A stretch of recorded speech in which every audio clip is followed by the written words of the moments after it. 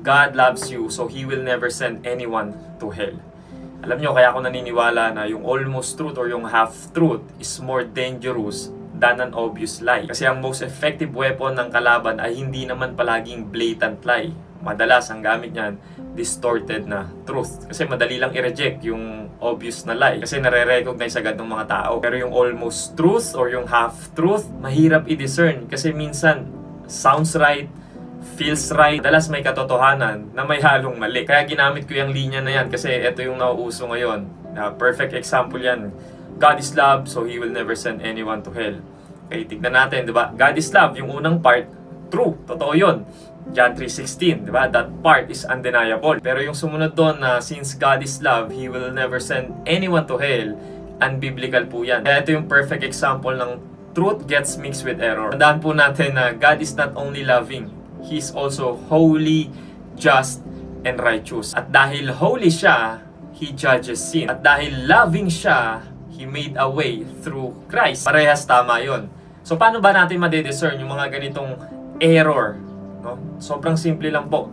Challenge everything using scripture. Totoo naman na mahal tayo ng Diyos, diba? Romans 5. God showed His great love for us by sending Christ to die for us while we were still sinners. Yan nga yung sacrificial love na tinatawag, yung agape love na pinakita ng Diyos sa atin. Pero malinaw na ang Panginoong Hesus ay nagturo rin about judgment. And they will go away into eternal punishment, but the righteous will go into eternal life. Sabi sa John 3:36, whoever believes in the Son has eternal life, but whoever rejects the Son will not see life, for God's wrath remains on them. O, diba? Famous verse, John 3:16. Basahin niyo yung sumunod na verse doon, verse 18. Whoever believes in Him is not condemned, but whoever does not believe is condemned already, because he has not believed in the name of the only Son of God. So yes, nagsalita po ang Panginoong Hesus about sa love, about sa salvation, about sa grace, pero meron ding judgment. Kapag tinanggal natin yung isa doon, we no longer have the full truth. At bakit dangerous yun? Kasi it can make people believe na walang consequence yung sin, unnecessary na yung repentance, at walang eternal weight kapag nireject mo si Christ. The gospel is not God loves you, so wala nang judgment.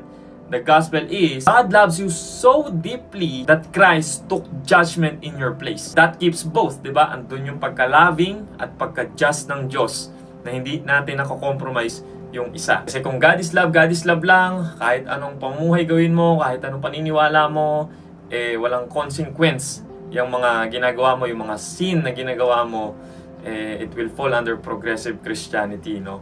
Always remember, God is love, but He is also just. And if God is just, justice